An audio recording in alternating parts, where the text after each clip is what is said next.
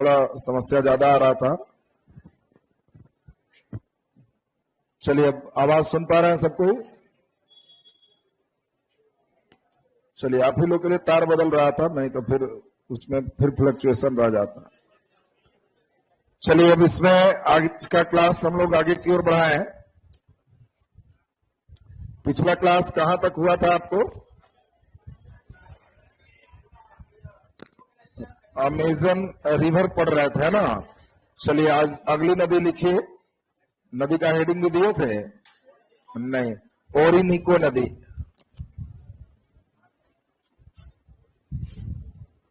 ओरिनिको river.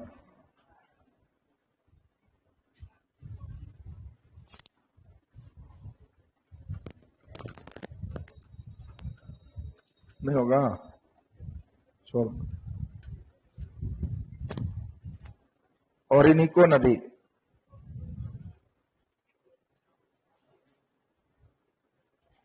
ओरिनिको नदी।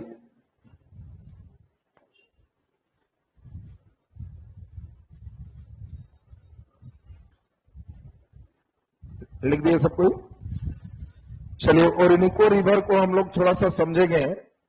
एक river है जो यहां से निकल करके इधर जाती है, इसी नदी का नाम है ओरिनिको रिवर। यहां पर एक उच्च भूमि है जिसको हम लोग कहते हैं गुयाना उच्च भूमि। तो आपसे कभी कभी पूछा जाता है कि बताओ ओरिनिको नदी कहां से निकलती है? गुयाना उच्च भूमि से निकलती है। और ये बताओ उत्तर की ओर जाती है और कहां गिरती है? अटलांटिक महासागर में गिरती है। तो आपको ध्यान रखना है कि ओरिनिको नदी का उद्गम स्थान कहां है? गुयाना उच्च भूमि में। और अंतिम में गिरती कहां है? अटलांटिक महासागर में। दूसरा, अब सबसे इंपॉर्टेंट बात सुनी। ओरिनिको की ही एक सहायक रिवर है कैरो। आपको बताया थे ओरिनिको का सहायक नदी का नाम कैरो। इसी कैरो नदी पर आपको एक बहुत इंपॉर्टेंट ऑब्जेक्टिव किए थे, और यह था कि विश्व का सबसे ऊंचा जलप्रपात एंजिल जलप्रपात स्थित है। जलप्रपात इसीलिए है क्योंकि यह गुयाना का उच्च भूमि, और काफी ऊंचाई से पानी जब गिरते हैं नीचे तो उसको जलप्रपात कहते। और विश्व का सबसे ऊंचा जलप्रपात कौन है? एंजिल जलप्रपात। ये एंजिल जलप्रपात किस नदी पर है? कैरो नदी पर है। और कैरो किसकी सहायक नदी है? ओरिनिको की सहायक नदी है। तो जल्दी से नीचे लिख दीजिए, ओरिनिको नदी। नीचे लिखिए, डैश देके, ओरिनिको नदी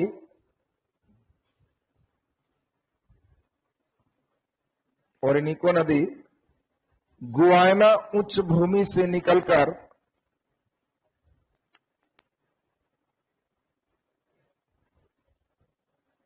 गुयाना उच्च भूमि से निकलकर गुयाना उच्च भूमि से निकलकर अटलांटिक महासागर में गिरती है। गुयाना उच्च भूमि से निकलकर अटलांटिक महासागर में गिरती है। गुयाना उच्च भूमि से निकलकर अटलांटिक महासागर में गिरती है। अटलांटिक महासागर में गिरती है। नीचे दस्त के लिख दीजिए, ओरिनिको नदी की प्रमुख सहायक नदी कैरो है। ओरिनिको नदी की प्रमुख सहायक नदी कैरो है। ओरिनिको नदी की प्रमुख सहायक नदी कैरो है। कैरो है। चलिए, नीचे अस्तार लगा के डैश के लिखिए, कैरो नदी पर कैरो नदी पर कैरो नदी पर कैरो नदी पर बोलो कौन सा? विश्व का सबसे ऊंचा जलप्रपात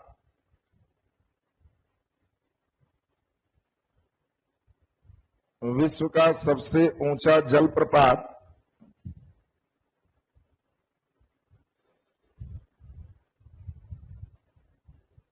सबसे ऊंचा जलप्रपात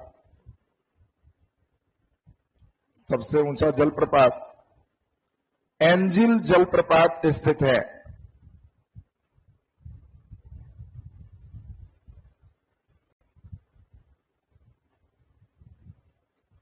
एंजिल जलप्रपात स्थित है।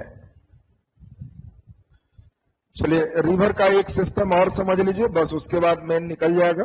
ये एक नीचे की ओर बहुत इंपॉर्टेंट रिवर है, इसका नाम है पराना रिवर। नदी का नाम क्या है? पराना। पराना के बाद हम लोग देखें, इस रिवर का नाम है पराग्वे रिवर और इस रिवर का नाम है Uruguay river. Parana, Paraguay, Uruguay, ये तीनों रिवर से 2 क्वेश्चन आते हैं। पहला, पराना इंपॉर्टेंट है क्योंकि यह ब्राजील और पराग्वे के बीच सीमा का निर्धारण करता है। आपको याद है कि यहां ब्राजील लास्ट होगा और पराग्वे है, तो ब्राजील और पराग्वे के बीच सीमा निर्धारण कौन करता है? पराना रिवर। दूसरा एक बहुत इंपॉर्टेंट है, पराना, उरुग्वे और पराग्वे, ये तीनों रिवर का जो सिस्टम है, ये अटलांटिक महासागर के मिलने से पहले एक बहुत बड़ा एस्चुरी का निर्माण करता है, जिस एस्चुरी को ला प्लाटा के नाम से जानते हैं। ला प्लाटा, एक पर यूपीएससी का ही क्वेश्चन आया हुआ, ला प्लाटा है। अब बच्चे परेशान कि ला प्लाटा क्या है, तो जैसे आपको हम बता दें, नदी समुद्र में जो मिलती है, जिस बच्चे को ये दिक्कत है वो बात थोड़ा सा समझो। समुद्र पृथ्वी का सबसे निचला भाग होता है। आपको देखो बात समझा रहा है, समुद्र से नीचे कुछ नहीं। तो अब बताओ, पहाड़ से नदियां निकलती है और समुद्र में मिलती है, तो बोलो पहाड़ पर से जब निकलेगी तो वहां ढलान कम होगा कि ज्यादा? तो ज्यादा ढलान होने से नदियों के वाहन क्षमता, ढोने की क्षमता कम है कि ज्यादा? इसीलिए इधर बड़े बड़े कंकड़ पत्थर जो है सब लेके मौज मस्ती में पानी चल दी। बीच रास्ते में जब मैदानी भाग में नदी प्रवेश करती है तो इसको समस्या शुरू हो जाती, क्योंकि मैदानी भाग में ढलान कम जाते। अब यह नदी जब मैदानी भाग में आते हैं तो मिट्टी अगर काट रहे हैं तो यही मिट्टी नदियों का रास्ता रोकने लगते। अब बताओ, नदी काटा मिट्टी और वही रास्ता रोक दे, तो मैदानी भाग में यही नदियां अपने ही मिट्टी से विसर्पाकार होने लगती है, टेढ़ी मेढ़ी होने लगती। टेढ़ी मेढ़ी होने का मतलब, जब तक जवानी है एकदम सीधा, बुढ़ारी आया लप गए। तो यही नदियों का लपना यही है। तुम कहीं जाना और देखना कि नदी जिलेबिया कट शुरू हो गया तो कहना कि अब बूढ़ी नदी है, ये अब जल्दी लास्ट होने वाली। तुम नदी देख के समझ जाओगे कि अभी शुरू है कि लास्ट। अगर मारा ऐसे ऐसे नजदीक नजदीक कहना कि जल्द ही किसी दूसरे नदी में ही मिल जाएगा। अब ये तो जिलेबिया कट तक सही है, ये सब छोटी नदी का लक्षण मेन हुआ। बड़ी नदी भी मैदानी भाग में ऐसा विसर्पाकार स्ट्रक्चर बनाती। जब ये और समुद्र के नजदीक पहुंच जाए तब क्या हो? वहां तो ढाल और खत्म हो। तब यही नदी अपने ही चीज को ऐसा रोक देती है कि एक भाग इधर अलग चल देगा, इधर अलग चल देगा, इधर अलग चल देगा। एक ही नदी कई भागों में बट जाती है जब वो समुद्र के किनारे पहुंचती। और इस प्रकार से ऊपर से अगर पिक्चर लिया जाए तो नदियां जब समुद्र में मिलती है तो अंतिम में एक त्रिभुज जैसा स्ट्रक्चर बनता है। और फिजिक्स मैथ में, ग्रीक में त्रिभुज को डेल्टा कहते। इसीलिए नदियां समुद्र के समय कई भागों में बंट करके डेल्टा का निर्माण करती है, जिसमें आप जानते हो गंगा और ब्रह्मपुत्र का डेल्टा, सुंदरवन का डेल्टा विश्व का सबसे बड़ा डेल्टा है। ये तो मालूम है सब। अब हो सकता है कि नदी को बीच में ऊंचाई से ही मिलने का मौका मिल जाए।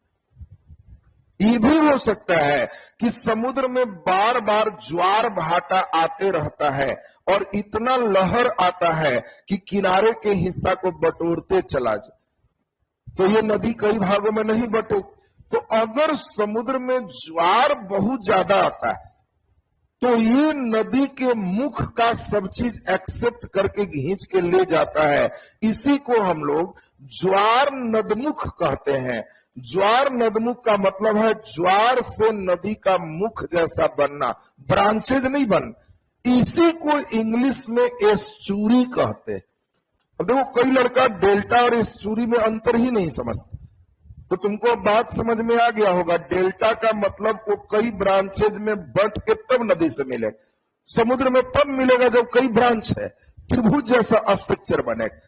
लेकिन अगर दो रीजन है, या तो ऊंचाई से गिरे या नीचे से भी जा रहा है, तो समुद्र में वहां ज्वार भाटा आ रहा है और उसको ब्रांच में बंटने नहीं दे रहा, मुख तक पहुंच के एक्सेप्ट कर रहा है। कौन? ज्वार। नाम ही है ज्वार नद मुख। इसी को इंग्लिश में क्या कहेंगे? एस्चुरी। तुम लोग पढ़ा होगा भारत के भूगोल, भारत की कौन सी नदी डेल्टा के बदले एस्चुरी बनाती? नर्मदा, ताप्ती से तो रट्टा मारा है। अब उसी प्रकार से अब तुमको समझना है लापलाटा, जैसे उधर सुंदरबन का डेल्टा बहुत बड़ा डेल्टा हो गया, विश्व का सबसे बड़ा डेल्टा हो गया, उसी प्रकार से दक्षिण अमेरिका का सबसे बड़ा एस्चुरी का नाम क्या है? लापलाटा।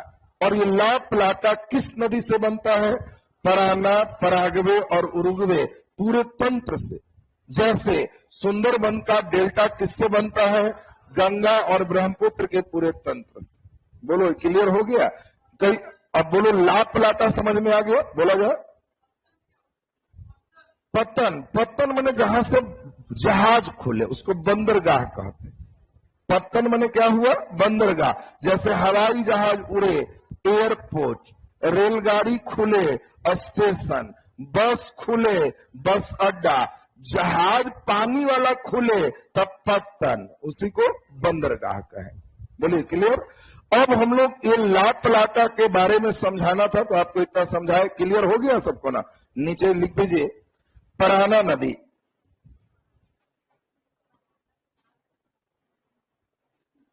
पराना नदी,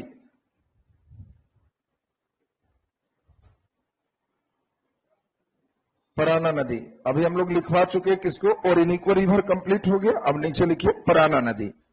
पराना रिवर में नीचे डैश देके लिख दो पराना नदी।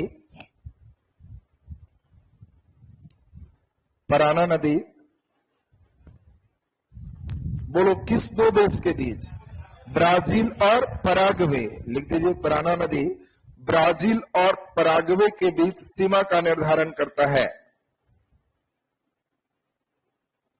पराना नदी ब्राजील और पराग्वे के बीच सीमा का निर्धारण करता है। ब्राजील और पराग्वे के बीच सीमा का निर्धारण करता है। ब्राजील और पराग्वे के बीच सीमा का निर्धारण करता है। नीचे लिख दीजिए उरुग्वे नदी। उरुग्वे नदी,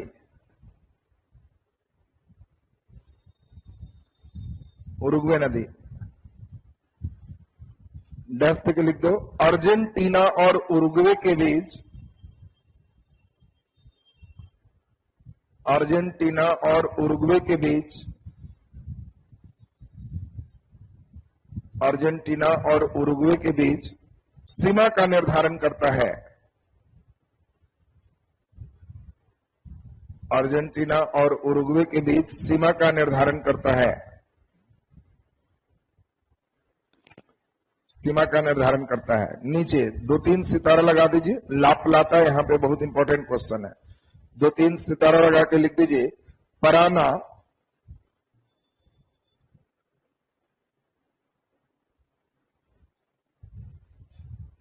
Parana comma Paraguay, Paraguay comma Uruguay, Uruguay नदी तंत्र के द्वारा, पराना, पराग्वे और उरुग्वे नदी तंत्र के द्वारा, नदी तंत्र के द्वारा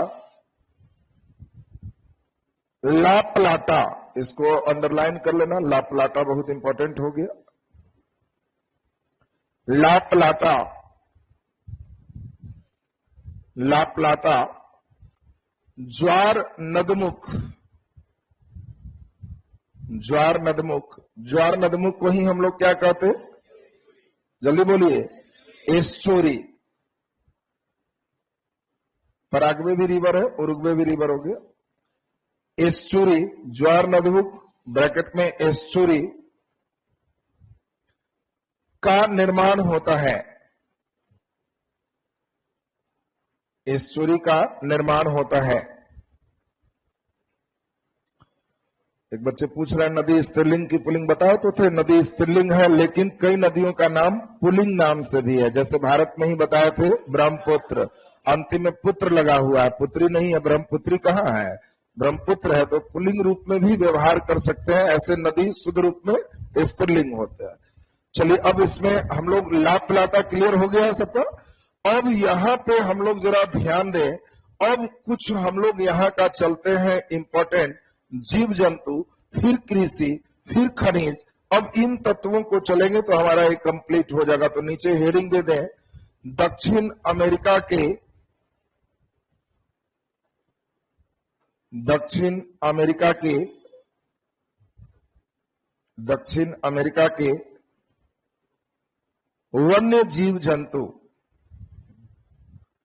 वन्य जीव जंतु, दक्षिण अमेरिका के वन्य जीव जंतु, दक्षिण अमेरिका के वन्य जीव जंतु।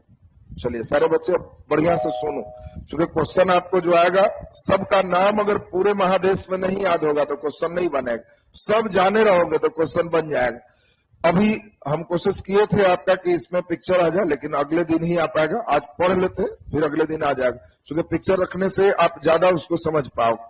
तो आपको ध्यान रखना है कि यहाँ एक पक्षी है, इस पक्षी का नाम है कैंडोर। देखिए आपको ध्यान रखना है कि यहाँ की एक चिड़िया है, चिड़िया का नाम क्या है, कैंडोर। कैंडोर कैसी पक्षी है, उड़ने वाली कि नहीं उड़ने वाली, तो उड़ने वाली पक्षी, नहीं उड़ने वाली मत कर। कैंडोर एक उड़ने वाली पक्षी है और ये दक्षिण अमेरिका का सबसे बड़ा शिकारी पक्षी है। जैसे आप विश्व में भी कई जगह आपको मिल जाएगा, क्योंकि अब गिद्ध वगैरह लगभग लुप्त की, और गिद्ध से भी बड़ा, जैसे भारत में तुम देखते होगे चील, गिद्ध, तो गिद्ध तो अब लगभग लुप्त की ओर है। तो ये वर्ल्ड का सबसे बड़ा शिकारी पक्षी कैंडोर को ही कहा जाता। मतलब कैंडोर का जब आप फोटो देखोगे तो ये बहुत बड़ा पक्षी है, और इसका मेन काम क्या है, शिकार करना।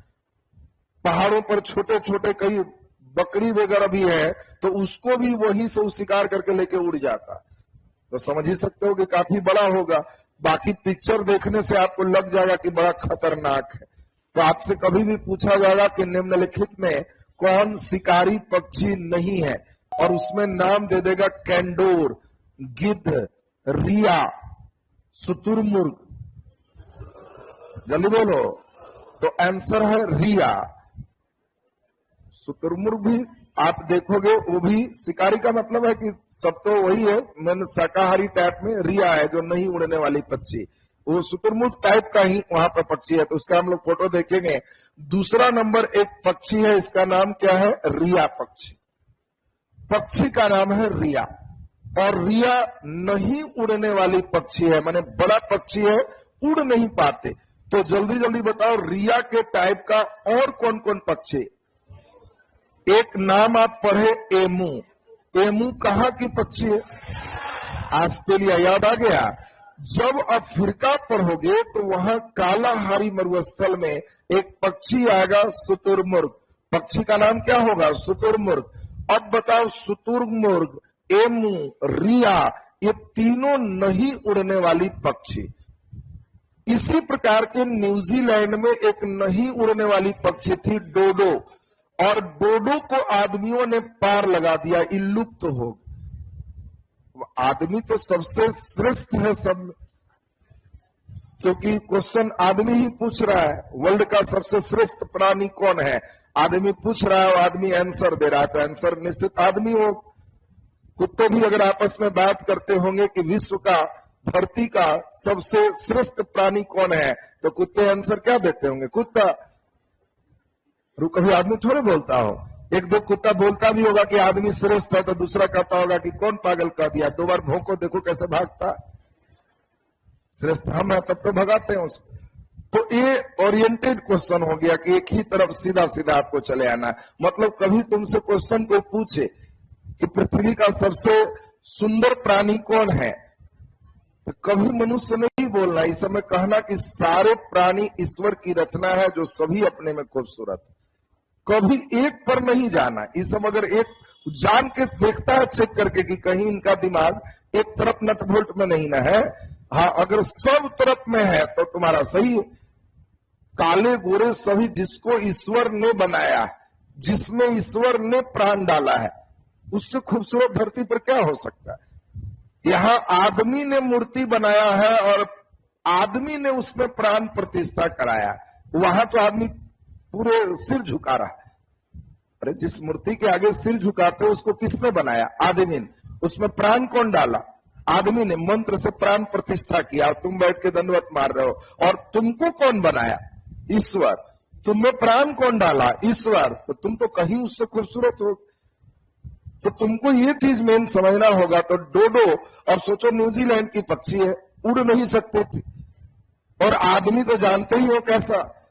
एक डोडो खाया और आपस में बात कर रहा है कि मांस खाना है तो डोडो को खाओ, एकदम वैसा स्वादिष्ट तो कुछ देखे ही नहीं। और ऐसा जो सुनेगा तो डोडो का डिमांड बढ़ेगी। और ये नहीं उड़ने वाली पक्षी है तो गायबे न होगा। ये डोडो बेचारा फोटो में आ गया। मतलब अब केवल फोटो है कि ऐसा डोडो था जो लुप्त हो। तो आपको कभी भी देगा लुप्त प्राय पक्षी तो नाम होगा डोडो। बाकी ये सब नहीं उड़ने वाली पक्षी में मेन नाम हो गया शुतुरमुर्ग, एमू, रिया।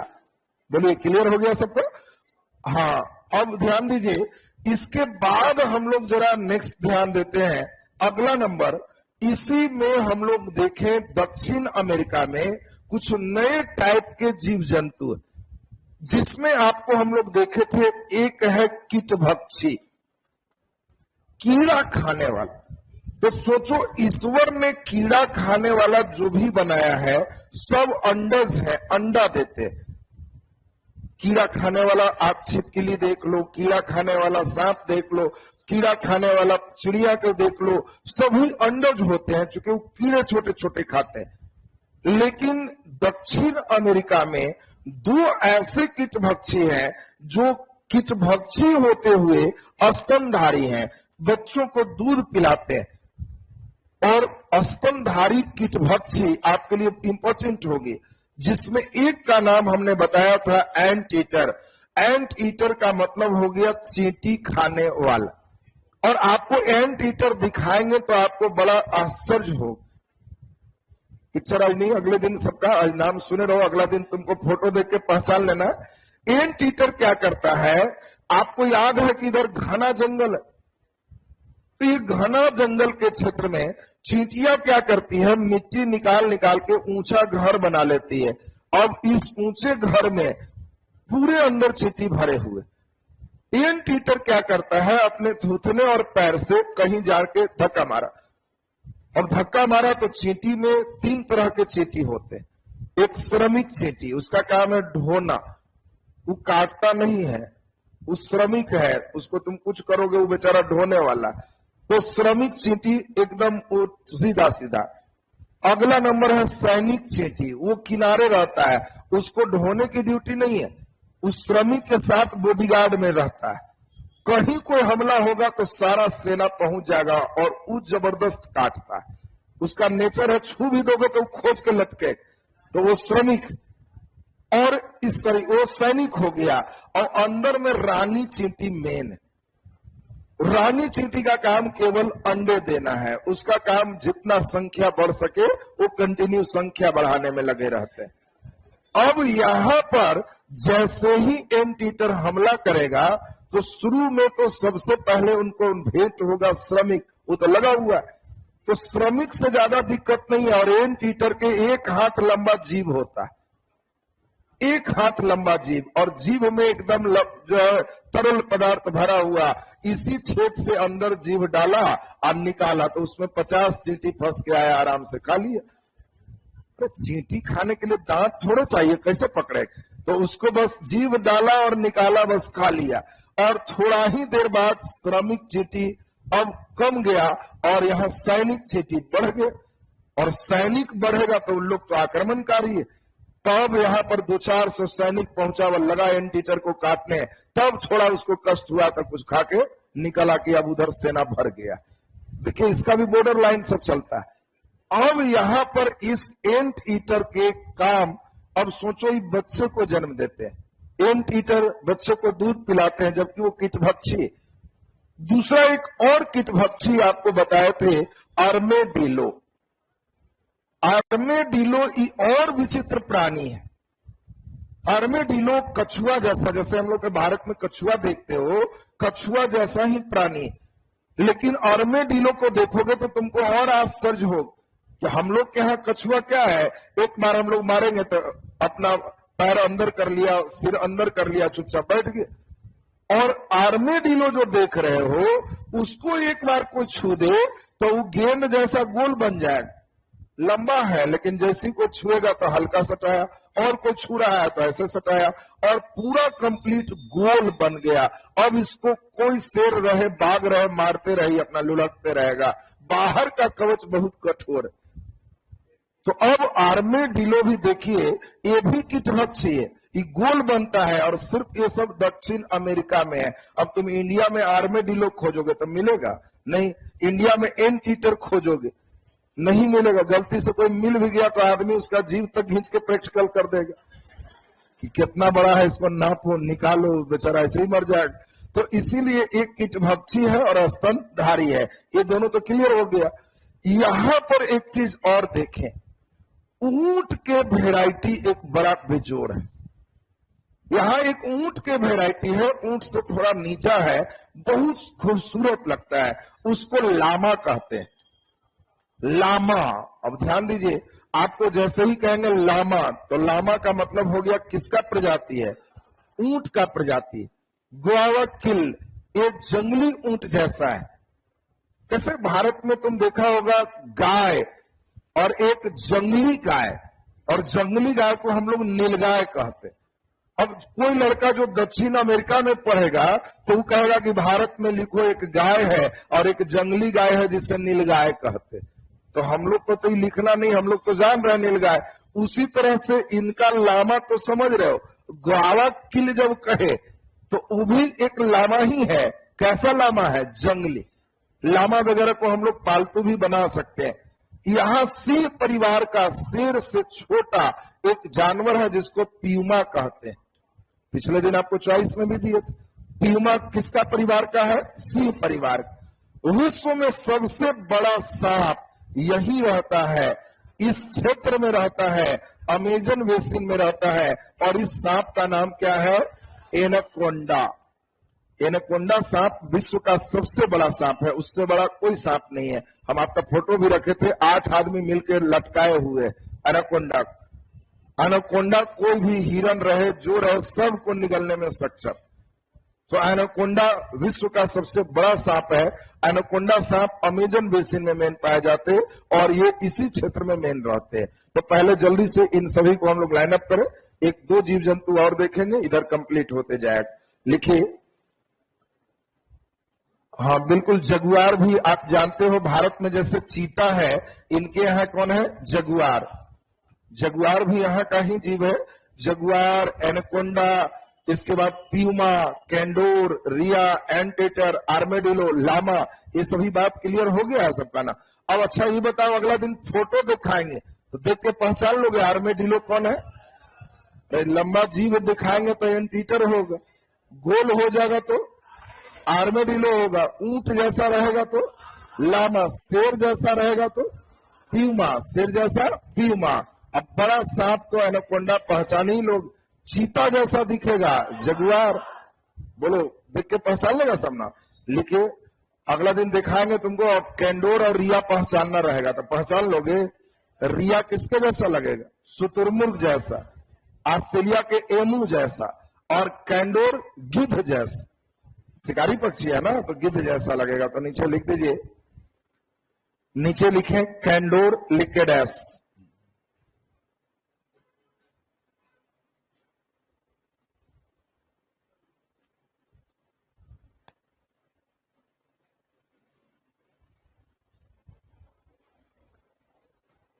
कैंडोर लिख के डैश।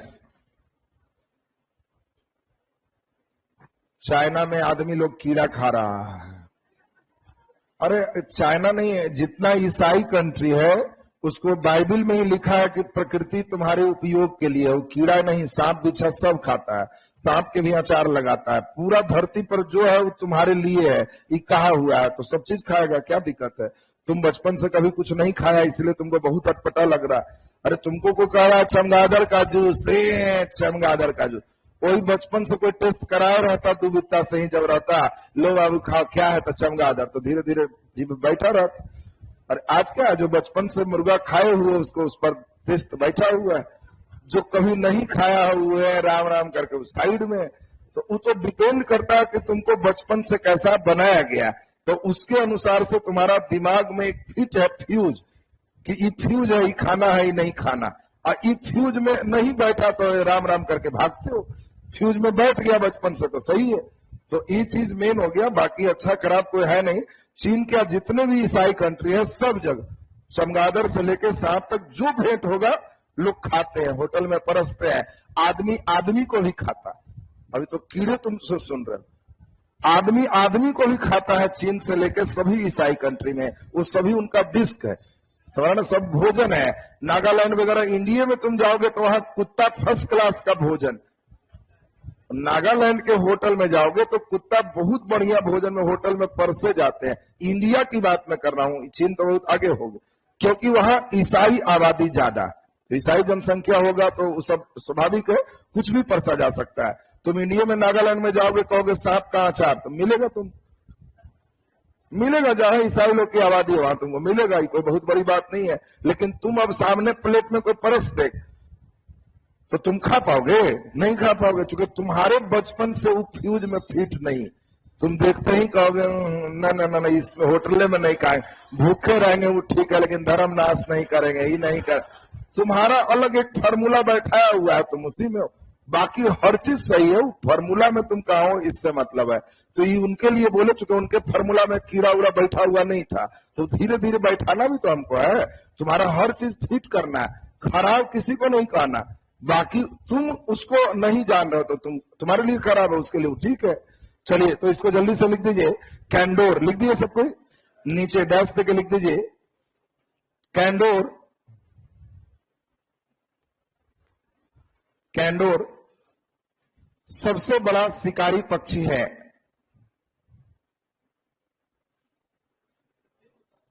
हाँ, विश्व का ही है।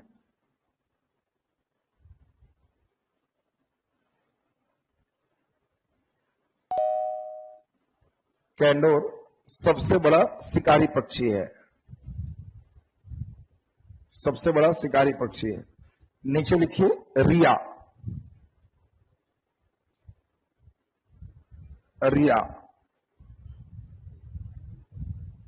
अब बताओ, तुमको दे देगा निम्नलिखित में कौन भिन्न है? एमू, शुतुरमुर्ग, रिया, कैंडोर। क्योंकि ये सभी नहीं उड़ने वाली पक्षी है, ये उड़ रहा। तो ये सब क्वेश्चन कौन बनाएगा? जो बच्चा सब पक्षी जानेगा तब ना। अन्यथा परीक्षा हॉल में रिया, एमू, शुतुरमुर्ग, कैंडोर कहेगा शुतुरमुर्ग में मारो, ये एक सुनल नाम है, बाकी सुने ही नहीं है ना, तो सुना हुआ में मारेगा। तो इसीलिए पढ़े रहेगा तो तुम पकड़ लेगा। चलिए रिया डैश पे लिख दो।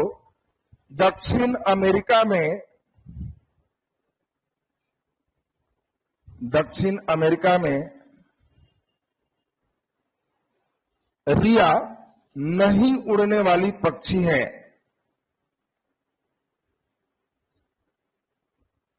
दक्षिण अमेरिका में रिया नहीं उड़ने वाली पक्षी है, नहीं उड़ने वाली पक्षी है। नीचे ब्रैकेट में ऑस्ट्रेलिया के एमू,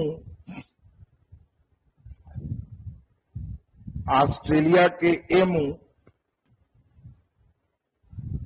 ऑस्ट्रेलिया के एमू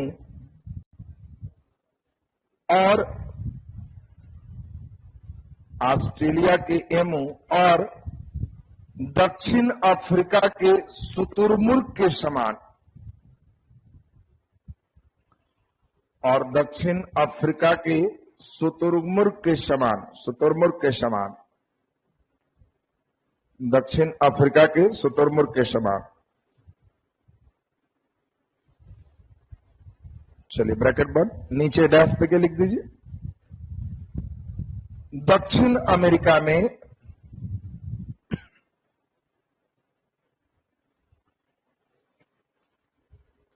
दक्षिण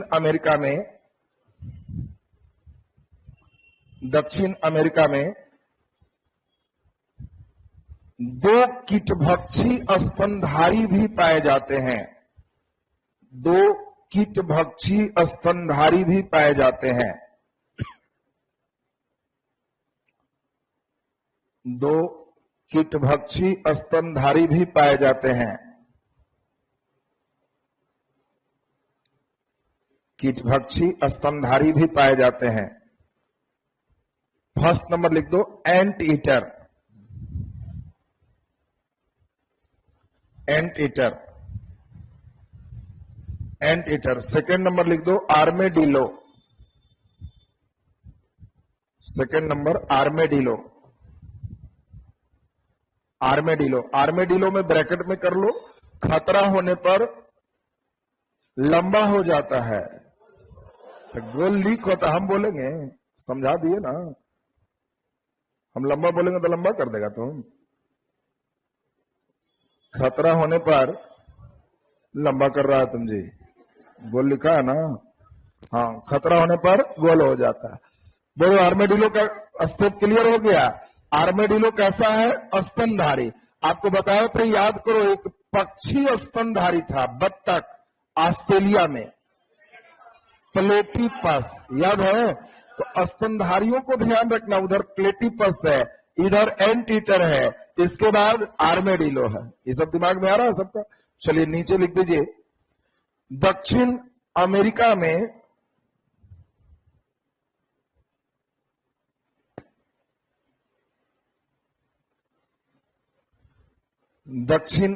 में ऊंट प्रजाति का जीव, बिल्कुल प्राचीनतम कीटभक्षी कह सकते हैं। दक्षिण अमेरिका में ऊंट प्रजाति का जीव, ऊंट प्रजाति का जीव, बोलो कौन है? लामा पाया जाता है। ऊंट प्रजाति का जीव लामा पाया जाता है।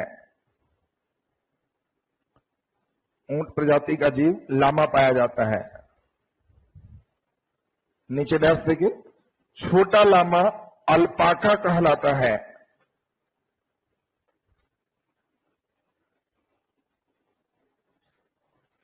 छोटा लामा अल्पाका कहलाता है। तुमको अल्पाका दिखाएंगे तो लगेगा कि पकड़ के अपने घर लेते जाए।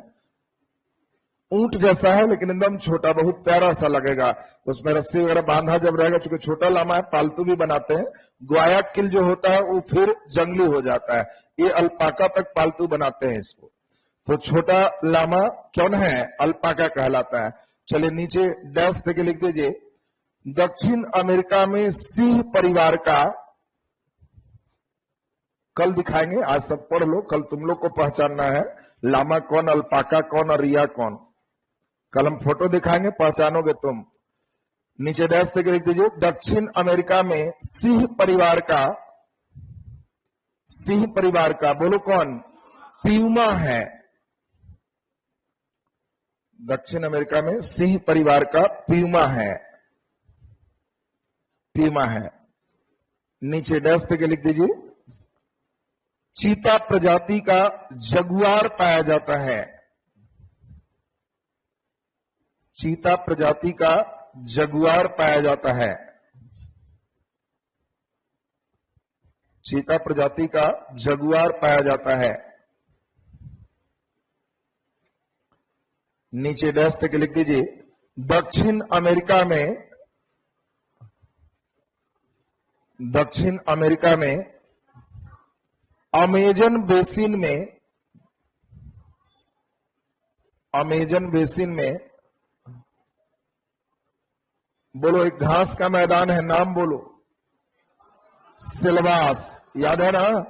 दक्षिण अमेरिका में अमेजन बेसिन में सिल्वास, बोलो पर्णपाती वन है या सदाबहार है? उष्ण कटिबंधीय कि शीतोष्ण कटिबंधीय? वाह, वेरी गुड। लिख दीजिए सिल्वास उष्ण कटिबंधीय सदाबहार वन में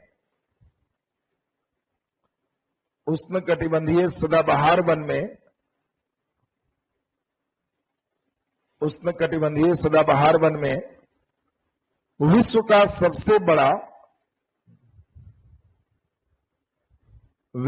सबसे बड़ा सांप एनाकोंडा पाया जाता है। विश्व का सबसे बड़ा सांप एनाकोंडा पाया जाता है।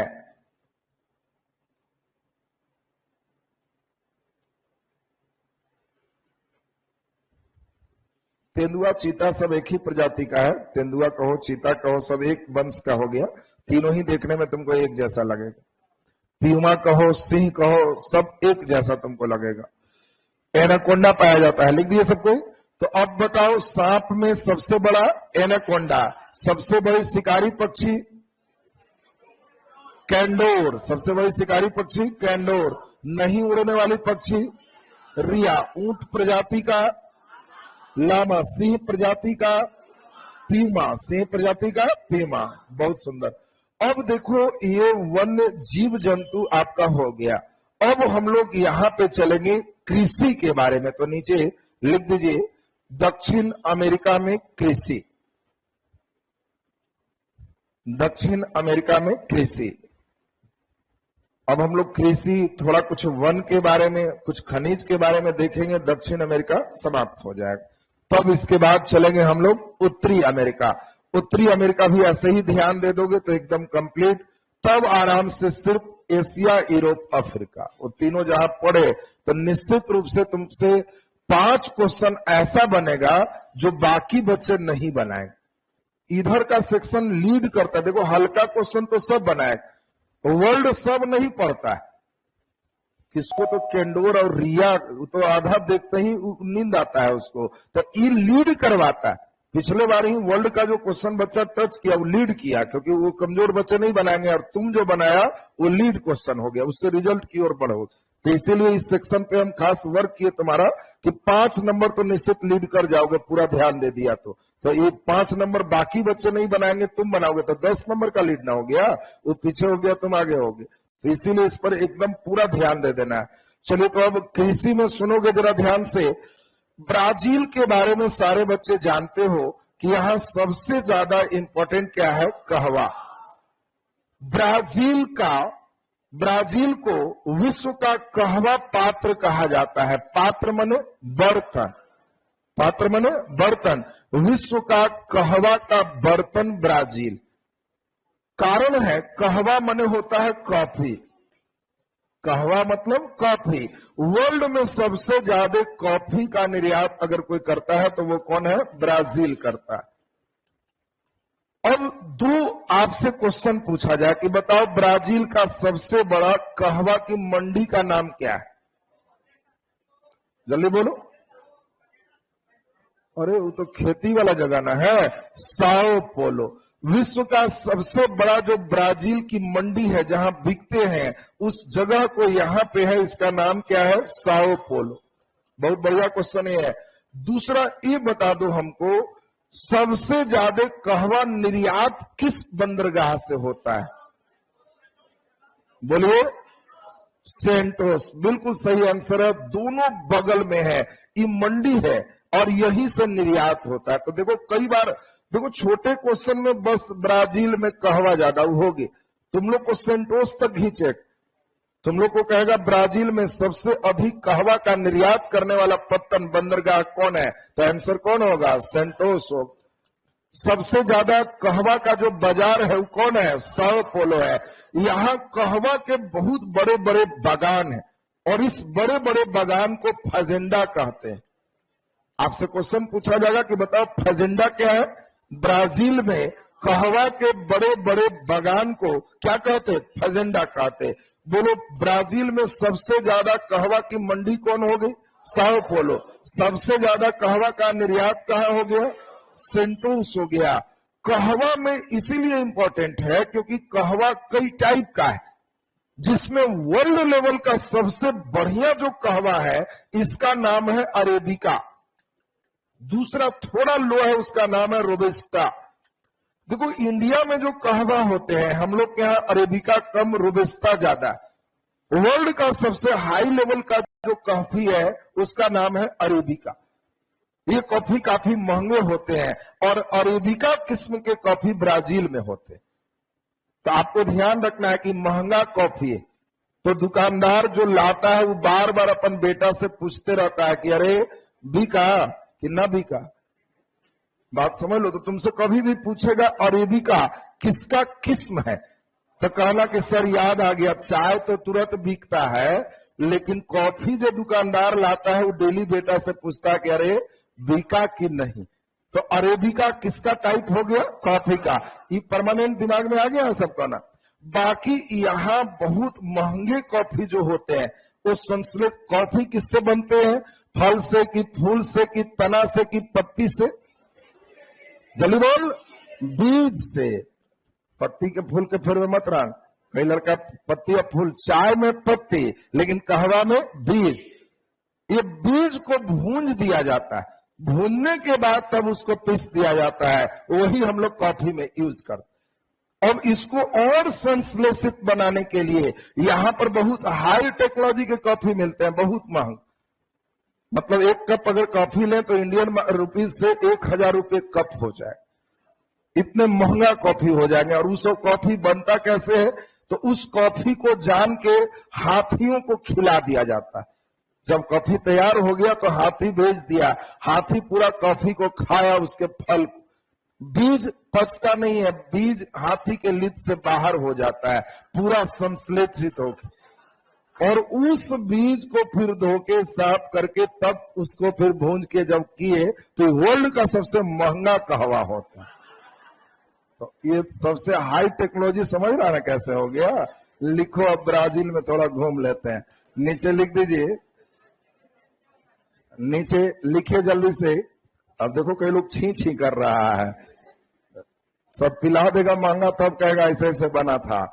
चलिए नीचे डैश, मतलब इंडिया में ही नहीं कि तुम लोग अब कॉफी पीना बंद कर देना, यहाँ सस्ता कॉफी पियोगे तो उतना वेराइटी से गुजारा नहीं जाएगा।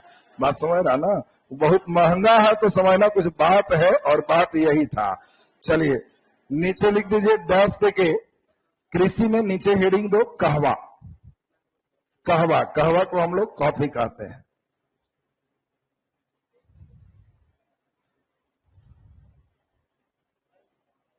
कल लिख रहा हम अब कहियो कॉफी को नहीं पिएंगे, अरे पीना है।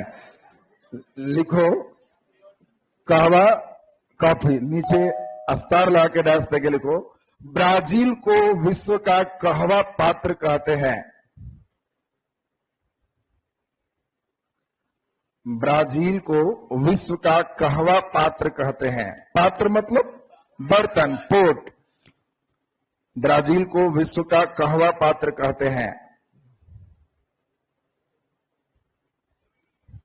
नीचे डैश देके लिख दीजिए, विश्व में सबसे अधिक कहवा का उत्पादन, विश्व में सबसे अधिक कहवा का उत्पादन, विश्व में सबसे अधिक कहवा का उत्पादन, कहवा का उत्पादन ब्राजील में होता है। विश्व में सबसे अधिक कहवा का उत्पादन ब्राजील में होता है, ब्राजील में होता है। नीचे डैश देके लिख दीजिए, अस्तार लगा देना, ब्राजील में कहवा के बड़े बड़े बागान को, ब्राजील में कहवा के बड़े बड़े बागान को, ब्राजील में कहवा के बड़े बड़े बागान को बोलो फजेंडा कहते हैं। फजेंडा अंडरलाइन कर लेना, फजेंडा। ब्राजील में कहवा के बड़े बड़े बागान को फजेंडा कहते हैं, बड़े बड़े बागान को फजेंडा कहते हैं, फजेंडा कहते हैं। नीचे डैश देके लिख दीजिए, ब्राजील में, ब्राजील में कहवा के सबसे अच्छे किस्म,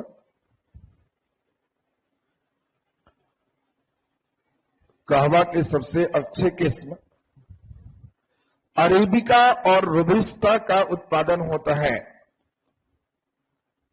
कहवा के सबसे अच्छे किस्म अरेबिका और रोबस्टा का उत्पादन होता है। अब कभी भी कहेगा अरेबिका तो कॉफी खरीदेगा महंगा, बिका नहीं तो बैठ के रोवे न करेगा। तो इसीलिए रोबस्टा भी वही है और अरेबिका भी वही है। तो दोनों किसका टाइप हो गया? कहवा का। ही दिमाग में सेट रखना। चलिए तो नीचे डैश देके लिख दो, ये इंपॉर्टेंट लाइन है स्टार लगा के। ब्राजील में कहवा की सबसे बड़ी मंडी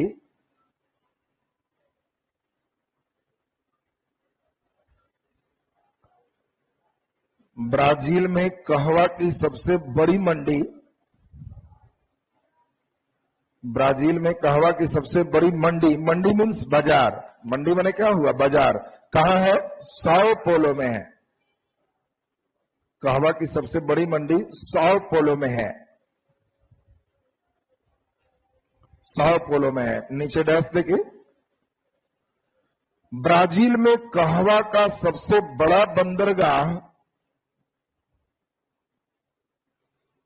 ब्राजील में कहवा का सबसे बड़ा बंदरगाह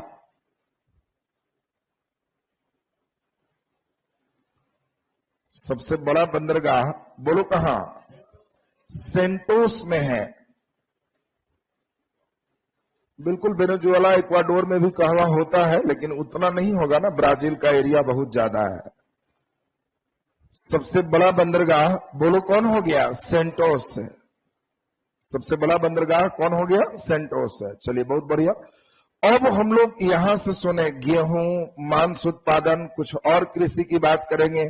तब कुछ हम लोग यहाँ का स्पेशल पेड़ भी पढ़ेंगे। जैसे ऑस्ट्रेलिया का पेड़ पढ़े थे यूकेलिप्टस, याद है? यहाँ का एक पेड़ है कवेब्रेको। यहाँ का पेड़ हम लोग देखेंगे वालसा। वालसा की सबकी खूबसूरती पढ़ो।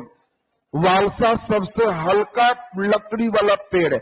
इसी वालसा का तुम देखे होगे कॉर्क के पीछे लकड़ी देखा है? बैडमिंटन खेलते हो तो कॉर्क के पीछे लकड़ी देखे हो? वो एकदम हल्की लकड़ी है। और किस चीज की लकड़ी है? वालसा का। ये वालसा यही होता है। तो हम लोग कुछ पेड़ भी स्पेशल देखेंगे। तो खेती, पेड़ और तब खनिज करके हम लोग इसको लास्ट करेंगे। बोलिए।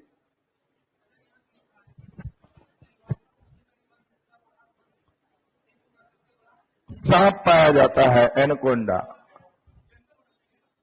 अरे वन कह लो, अब तो वन भी सरकार ही ना, जंगल तो अपने से सब खत्म। बड़ा बड़ा पेड़ नहीं ना होगा, जंगल में छोटा छोटा झाड़ी सरकार जो भी लगा दी वो क्या है? वन। अब जो भी है सब राष्ट्रीय उद्यान वन में ही हम लोग लगभग बदल रहे हैं, ठीक है ना। अब इसमें ये बताइए, यहाँ पर बात क्लियर है सबका? इतनी बात एकदम याद हो जाएगा कि नहीं? अगला दिन फोटो दिखाएंगे तो पहचान लोगे सब ना। अब पढ़ के आइएगा। कल हम लोग, कल तो आपका क्लास हो जाएगा, सैटरडे है कल ना, कल बायोलॉजी होगा और बायोलॉजी के पहले आपका इकोनॉमिक्स हो जाएगा। तो इकोनॉमिक्स और बायोलॉजी ये दो विषय कल रहेगा।